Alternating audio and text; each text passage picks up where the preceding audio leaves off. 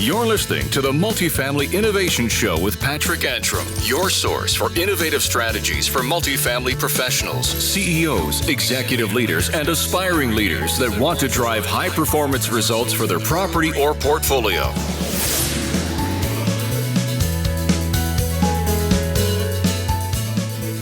Hey, guys.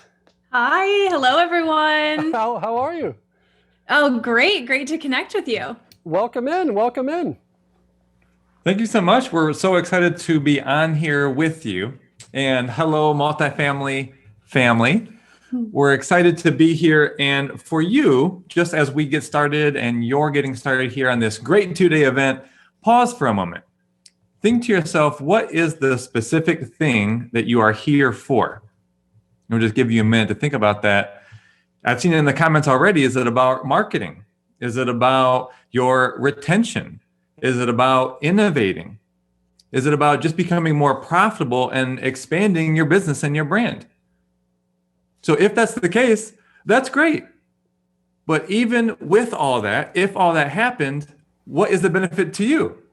Well, you earn more money, right? Well, so what? So that you can have the freedom in your life, so you can feel achievement, accomplishment, so you can provide for your family, be a legacy, right? So why we are all here is actually relationships. So that's where Patrick wanted us to start today, because relationships are the key to success in your business and in your life. You took my slide.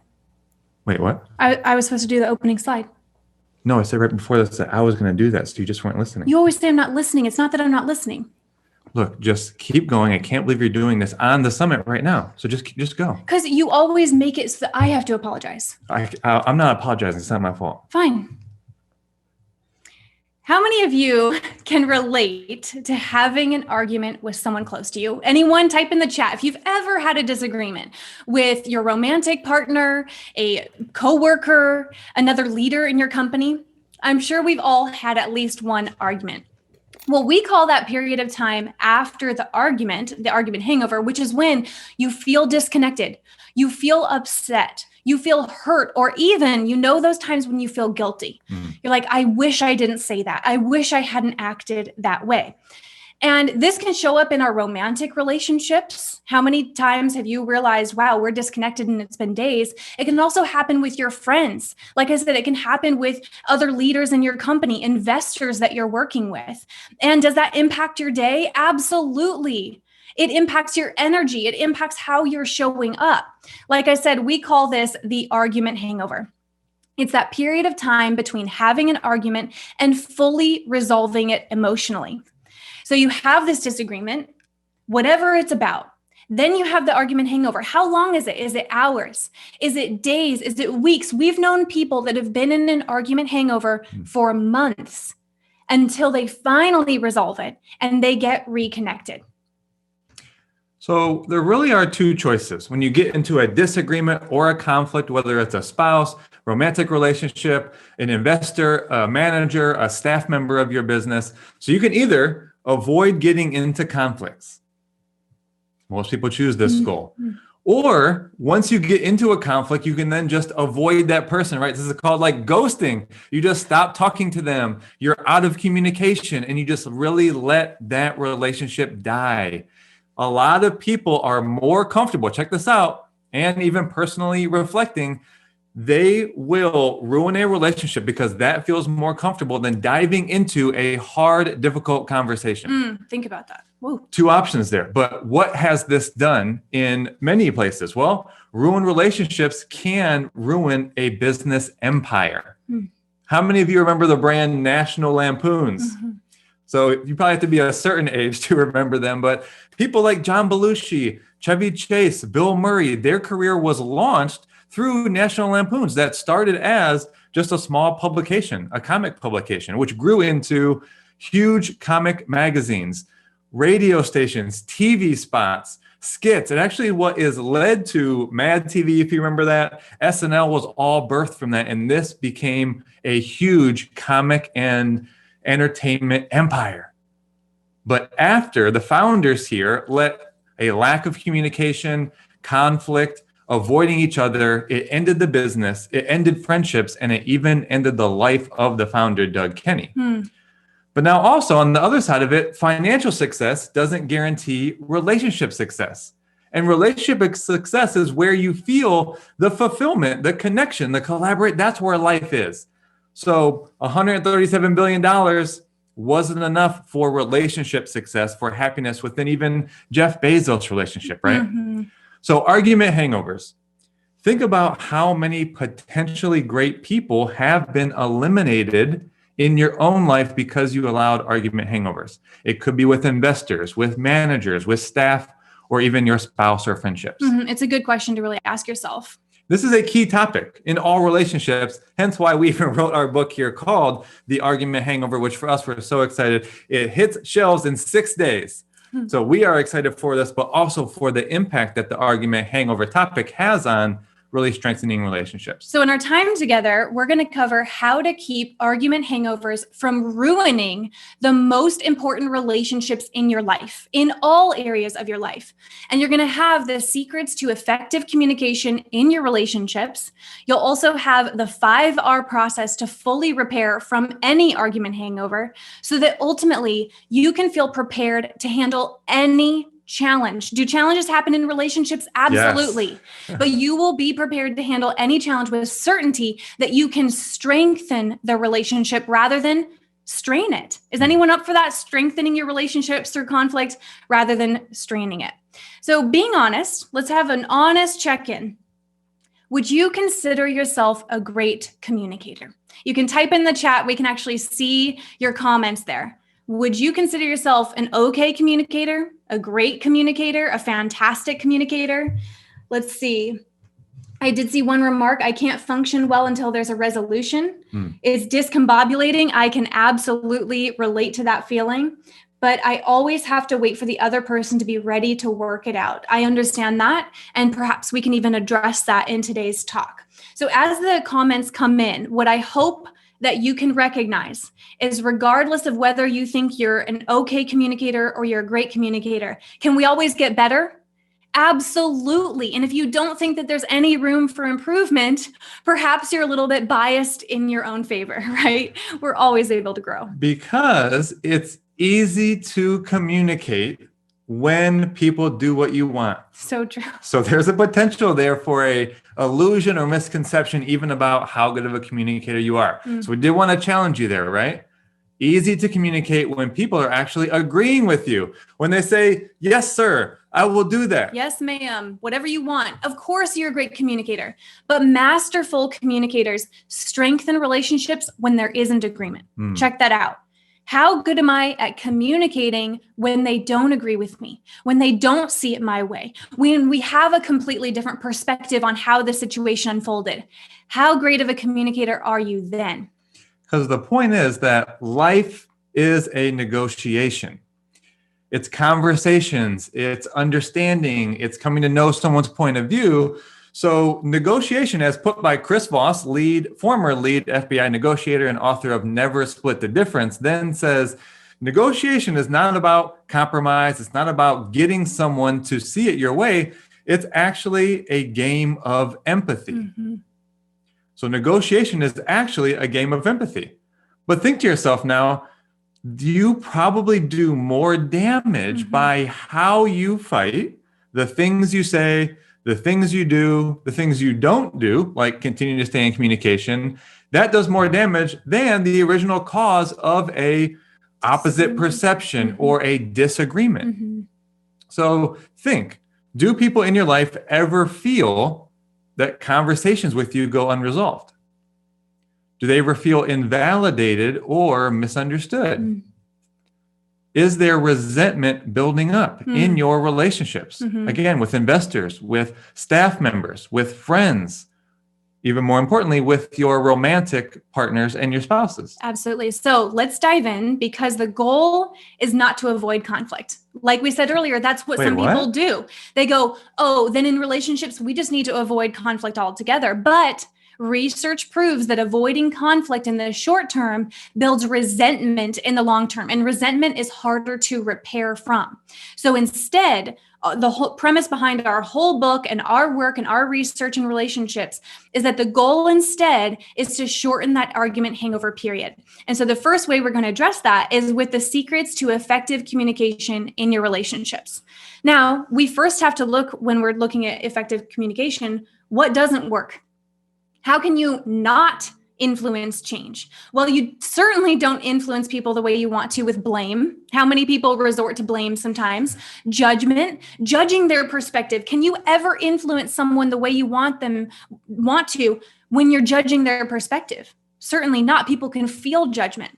Or how about being reactive?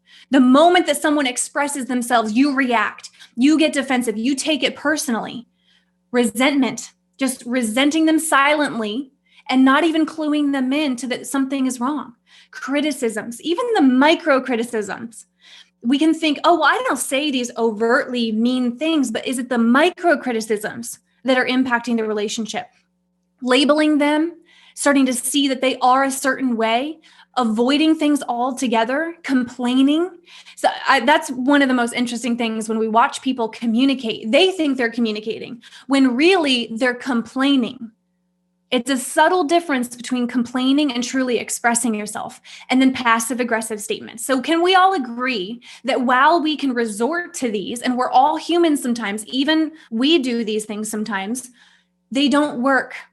They don't influence the change that we want to. They don't lead to the relationships with our business partners or with our romantic partners that we want, right? Can we all agree to that? And now a lot of these are attitudes or moods, and some of them are actions. And these only create power struggles, resistance, you could say defensiveness, and at very best, only create compliance. And that's that, yes, sir, I will do that. While at the same time thinking to themselves, get off my back already. Why are you always complaining? Okay, yeah, I'm going to tell you that I'm going to do that, and I'm not going to do that, right? So there's a big difference nowadays, especially with the yeses that we give and that people give us. There's a compliance yes, but there's a commitment yes. And I think this is often because of how much we're marketed to it nowadays, and we just say yes to get people to stop talking to us and stop trying to sell us. So that is a big thing between when someone says yes, but what they're thinking are, get off my back. You have said this so many times. I have a lot of unresolved things between us, and I'm just going to say yes because I don't think you're being authentic. Or I don't want to start an argument. I don't think this relationship is very important, actually. So it's really important to start to look at, are you having an attitude and taking actions that are getting compliance yeses versus communication that empathizes, that leads to commitment yeses. Yes, I want to do that because I'm committed to what this business stands for. I'm committed to you enrolling me in the vision that we have for our relationship, of understanding, of progressing, of achieving. Those are the types of yeses you want to get to. So influence then does come from empathy. We talked about that. Chris Voss talks a lot about empathy and negotiation. But if all of life, including romantic relationships, is a game of empathy, you have to ask yourself, how good am I at seeing another person's perspective? Can you validate someone's reality, even if it's different than your reality? Influence also comes from agreements instead of assumptions. How many assumptions do we make in relationships? Even the small things. So it comes from having agreements, from clear boundaries. You can ask yourself, how clear are the boundaries within my relationships? Do my coworkers know the boundaries between work time and home time? Do your personal relationships know that? Accountability, consistency, communicating proactively instead of when it's already something that they're frustrated about or you're frustrated about. Healing resentments, not letting resentment last more than a day. Wow. Isn't it interesting that we said earlier on that we will let disconnection and resentment last so long? What if you healed resentment before it even became something bigger? Another thing that influences people is asserting your needs from an I perspective. So instead of sounding like, here you go again, this is what you always do, you assert, hey, I'm realizing what I need is. And then also having commitments. Now, we're going to give you a 3-step process for showing someone that you empathize. But first, we're going to model how people usually communicate in the ineffective way. Okay. So we're going to do a romantic relationship situation. But again, you can apply this to a business partnership, someone that you work with.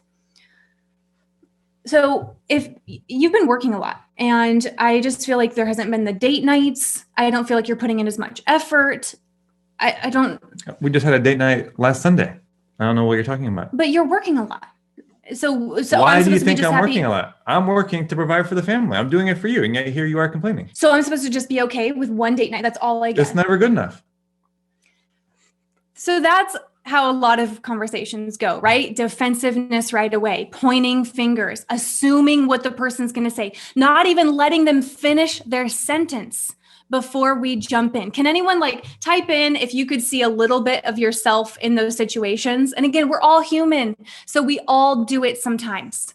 One of my favorite things actually is that wasn't my intention. Mm-hmm. So then you argue with, well, that wasn't my intention. So it's illogical that you responded that way or you're experiencing that.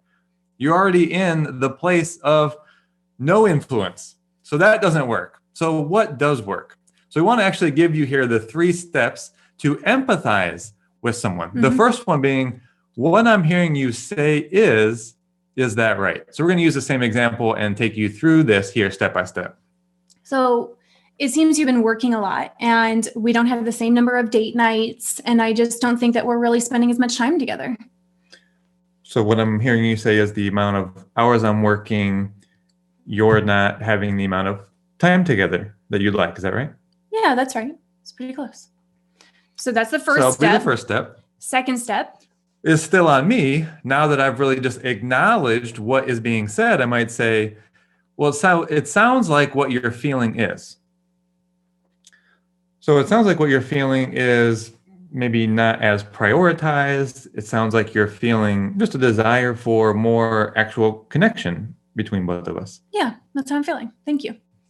So that will be a second step, leading to a third step of saying, well, I would love to hear more about that and what you need. Mm-hmm. Yeah.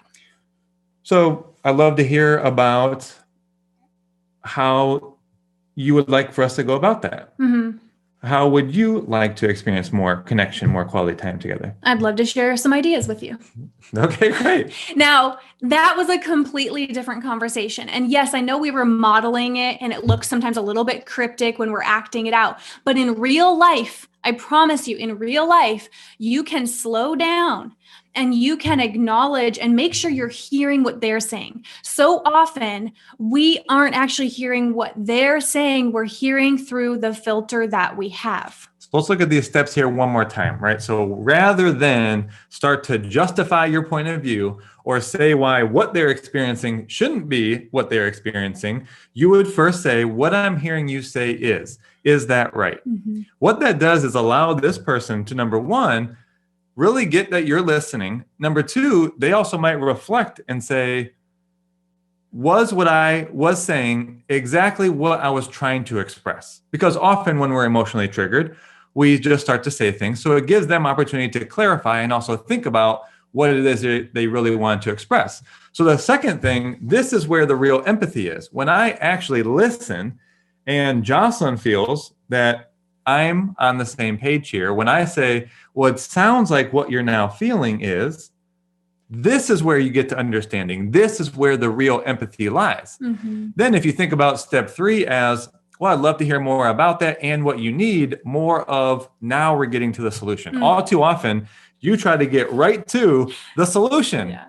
A lot of times for men, because we're uncomfortable with the emotion that's showing up. So let's just get past this thing. Mm.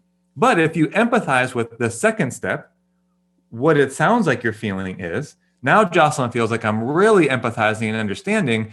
That brings us into a place of connection. And that's a better place to come to a collaborative solution together. Yeah. You can't step over this piece. So before we go to the second method to shorten the argument hangovers, type in the chat some takeaways so far. None of this makes any difference if you aren't taking note of something that you can do differently or that's impactful. So I have seen some comments here. So let's see, let me go back up here. for all the positives of this innovation and technology the pandemic has brought us, there are still the negatives, such as choppy webinars. Oh, that's a different remark about this. So it sounds like maybe there's some sound things going on. We're trying to communicate and there are sound things. Communication depends on who I'm dealing with. I consider myself an okay communicator, and there is always room to improve.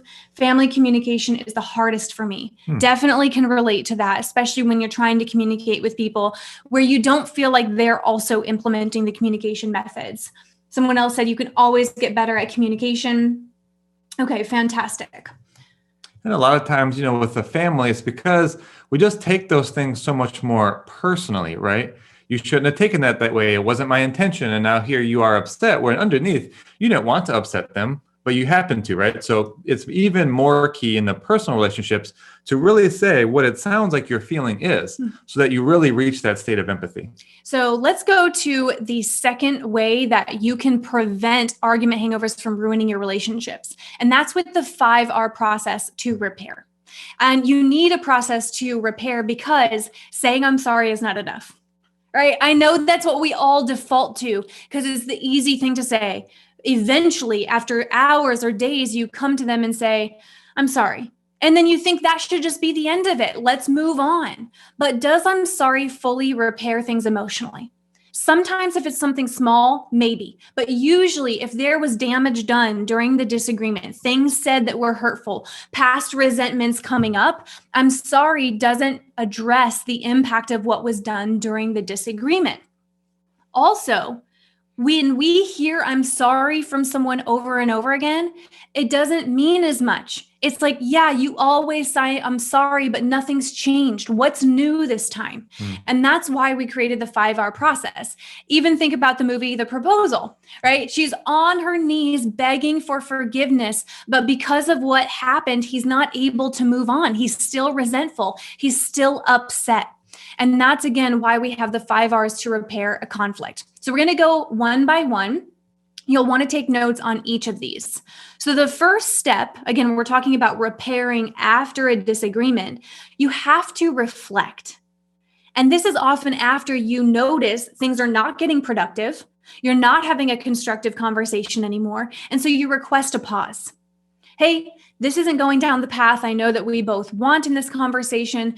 Let's request a pause. But do you go into that pause and then think of all the reasons they're wrong? No, that's not what we want to do in that reflection period. So you want to ask yourself some things like, what am I really upset about? What is it that I'm feeling? What must have been my expectation here? Was this expectation even expressed to myself, let alone to them? So you want to write some of those questions down, because in this reflection period is where you're going to access something new. Again, we're talking about how conflict can actually strengthen your relationship, but it can't if you don't realize anything new. Does this keep happening to us? Why might this keep coming up? So the reflection period, whether it's 5 minutes of reflection or it's 5 days of reflection, is where you're hopefully getting some new awareness. So the second R is a part of the reflection where you're going to look at where you can take responsibility for the role that you played and the impact that your actions had. So some suggestions here: if you're actually committed to being a leader and to having conflicts lead to innovation, to strengthening relationships, you must commit to not just saying, if you had responsibility. Am I reflecting on if I have responsibility or not? Well, if you are, you're not a leader. Straight up.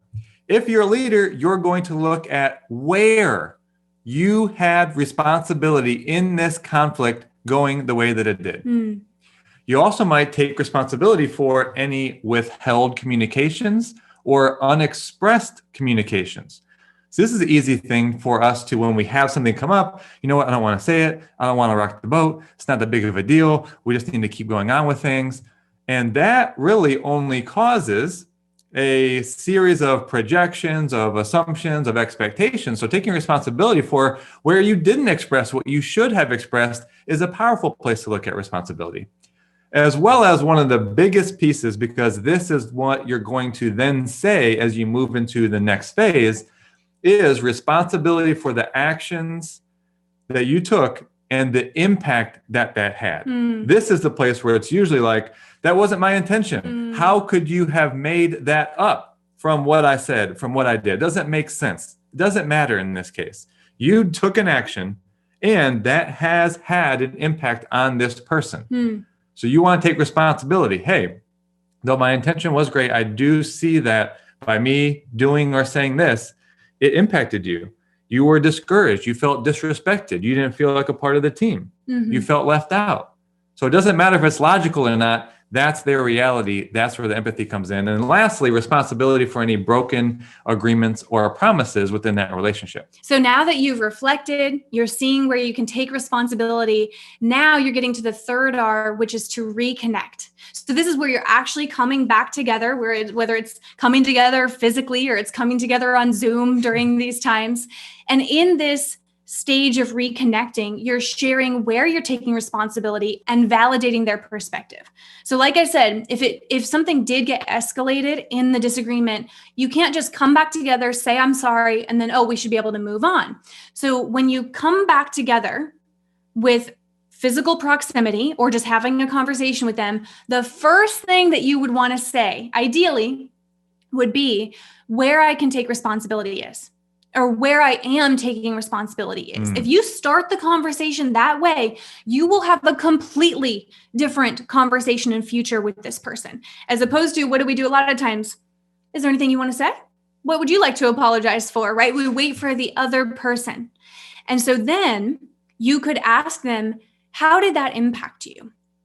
Find out, don't make an assumption. If you said something that probably hurt them, don't assume why it hurt them. Ask them, when I did this, when I stormed out of the room, when I yelled, what impact did that have on you? And I'm sure because of mirror neurons, many of you I'm sure have heard of mirror neurons, they will return that back. Maybe not 100% of the time, but likely the person will go, all right, well, I also see I can take responsibility for this. It's really powerful that way when we can model for the other person. So now you can feel how the energy there is one that's of understanding, of empathy, of collaboration, of at least being on the same team. So now is the next step to remind.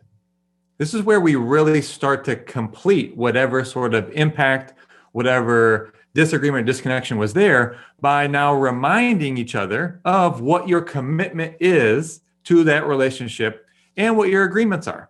So some of you might be thinking, agreements, what does that mean? Well, that would be a great place to look at, we need to put some agreements in.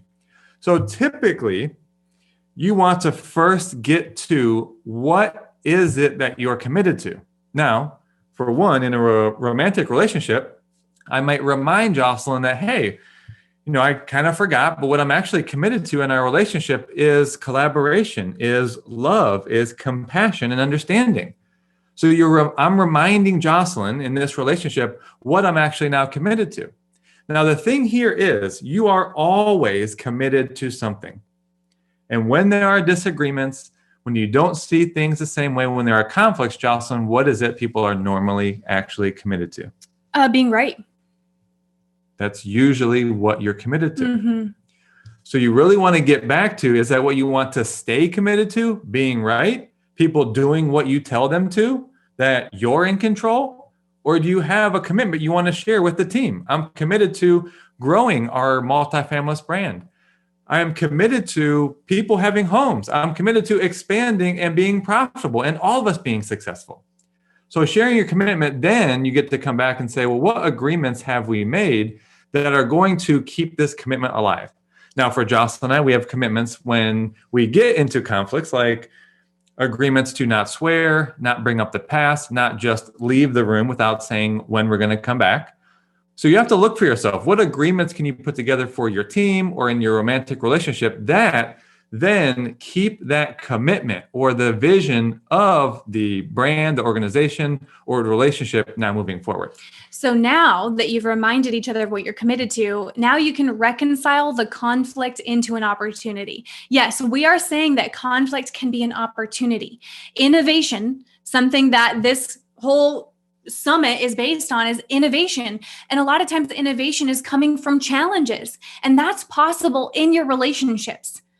And if you start to see conflict not as something that shouldn't happen, but as something that actually is birthing a new awareness about each other, a new level of partnership, connection, that is a completely different way to see conflict. So you can ask yourselves when you're talking together, well, what's the lesson from this conflict? How are we going to be better in the future now? Is there something new we learned about each other's needs that was helpful from this conflict? And you can also have appreciation for how this is strengthening and evolving both of you. If you see conflict as something that strengthens your relationship rather than strains it, you show up differently. Wow. You want to repair faster because you want the gold on the other side. That is so transformative for relationships. So before we kick it back to you, Patrick, for everyone on here, what's your personal commitment here? Which step are you going to commit to being better at?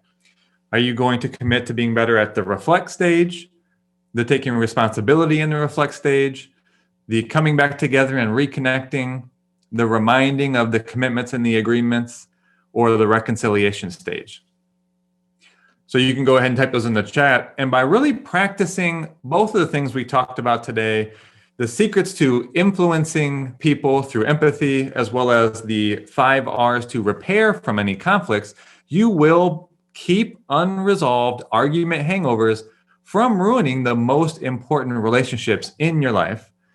And as Patrick has touched on, as many people talk about, relationships then are the purpose of life.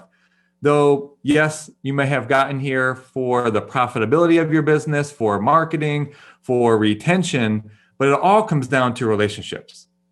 And so by today, with relationships being the purpose of life and having strong relationships that are always growing through conflicts, that's how you can have a truly successful and fulfilling life. That I know the audience is split either between LinkedIn and here live, but listen, that was amazing. I do have just a follow-up question. Is you mentioned like the family communication? Why is that so hard? And we start and end our day there, and if that is has its challenges or moments, or we're coming into work with a new emotional state, why is that such a dynamic that's so hard to work through? Well, a couple things, there's the practical reasons that we could give, and then there's the emotional reasons. From a practical perspective, when we are, working during the day, whether that's in your profession, and then sometimes their work is helping kids with homeschooling right now and making sure that the kids are taken care of. So whatever your work looks like, a lot of times people are having a hard time transitioning from work mode to family mode. And so we actually recommend a transition activity. So you can take 5 minutes, you can take 20 minutes to actually transition your mind from being in work mode to, okay, I need to get present. I need to be here with the family. So that could be going on a quick walk. That could be listening to some music that you enjoy. It could be watching a fun video, but you're setting the intention for switching from work mode to family mode. So that's the practical reason that a lot of times people feel like, you don't even have energy for me at the end of the day. That whether that's your kid saying that to you or that's your partner saying that to you. So that's a practical reason. Now, from an emotional reason, a lot of times people don't really know how because it wasn't modeled to them, or they haven't gotten comfortable with sharing their feelings with their family. And that's interesting. I know you might have had children with these people. You share finances. But what we find in our coaching sessions with couples, because we get a lot of insight behind closed doors, is they are just having surface level conversations. How was your day? How'd that meeting go? How are the kids today? And they aren't feeling as connected. And so we encourage people to ask questions that are much more about your feelings and your experience of the day, rather than like the sequence of events or the logistics of it. Which I also think is partly because what we talked about, people just want to not rock the boat. They spend so much time at work that the time they have with the family, they don't want to spend in an argument. But if there is something there emotionally to talk about, to heal, that's the opportunity for understanding and for empathy. And that continues to get stepped over because you're just managing tasks. You're not wanting to rock the boat. You think it's going to take up time. So it becomes more about speed and just communicating the things to do. But if you were to slow down and give your attention to your partner or to your kids and get to this place where it might be a harder conversation, but you're understanding their emotional needs and they feel seen and heard by you, all of a sudden you open up this level of depth of connection that isn't there when you're just managing tasks. Yeah, and Aaron, you talked about, taking responsibility or being accountable, right, in that matter, and that's usually the hardest part, right? And then in work, it's, in many cases we can't always solve every problem, and sometimes we're careful about how to take that accountability to not create new liabilities too. And so I'm just wondering what tools or how you would approach that in terms of applying that to work, where not to set precedences or to start rewarding behavior to where you're now, customers are taking advantage of you. And so there's got to be a balance there to where they can accept responsibility maybe for the conversation, but not the thing. Or what are your thoughts around that? That's such a great question. And the difference is in taking responsibility such that the other person feels heard and understood and that the impact is acknowledged, right? So it's a really big difference between understanding and empathy and then the solution that you move forward with. I mean, especially nowadays, it's just people don't feel seen and heard. So, let's just take, for instance, you can empathize with, hey, I understand that setting this new schedule or going with this investor or making this decision on a part of the company, you just didn't feel collaborative, or you felt stepped over, or that your role wasn't taken into account, or you don't feel valuable. Like, I totally get that. So that's what you take responsibility for. And then now they feel heard and understood. And then you might come back and say, well, part of our values, and maybe you're the owner of the company, we're still going to move forward with the decision that I made because that's the direction for this company. But now they feel that they got to express themselves and it's heard and understood. Now, again, you're going to have guidelines, you're going to have rules, regulations, you're going to have just your values, and you don't have to change those. But first, we want to make sure people are feeling heard and understood. I'd add to what you were just about to get to is, with customers, with investors, have agreements. And a lot of times we go into relationships with a lot of assumptions about each other. And so agreements, whether that's written, ideally, it can also, of course, there's sometimes verbal agreements, but especially if it is something that has a bigger impact, someone renting from you, an investor, having it be in writing and making sure there are no assumptions so that when you go to have a conversation to get something complete, it's not my opinion versus yours. It's what was the agreement here. And we both said yes to this. And so that's what you're referring to, is not right and wrong, but what was agreed to. I hope that answers that for you, Patrick. No, that's great. And I want to talk about this too, the book. Where can people go get the book? Because what you've done here today has been amazing. And I'd love to talk about how they can get access to this book. I know that we have maybe even the first hard copy, but tell me about that. Absolutely. Thanks for asking. Yeah, it's actually hitting shelves here in just a few days. So, of course, any retailer, the Barnes & Noble retailer, Amazon, and you can pre-order it. And so actually, we wanted to make it worth pre-ordering even before the launch date, which is just next Tuesday. So if you go to theargumenthangover.com, you actually can get $200 worth of pre-order bonuses, a training on communication and conflict, emotional triggers, a workbook. And so if you are wanting to improve in your relationships, both romantic, but also professional, I think you'll get a lot out of the book as well as the bonuses. And so, like I said, all retailers, but if you want to take advantage of the bonuses, go to theargumenthangover.com. That's awesome. That's awesome. All right. Well, listen, I'm going to just kind of stand up here and I'll give the audience a better look at this. Can I get the camera 2 on this one, on the book, guys? All right. So listen, it's been amazing having you guys here. Love that the energy that you bring. Obviously, the book is something we already have. We've been to your workshops. That's how we got inspired by bringing you guys in. Part of what we do is we say, go out, learn and get inspired about people doing great things outside the industry, and you're part of that and evidence of that. And so, here we are trying to bring you value to our audience. So thank you for everything, showing up for our audience in the way that you did. Thank you so much. Thank you for having us in your amazing summit, and great to connect with you all. I know that you're from all over the place, so good to meet you. Yes. All right, guys. Thank you so much.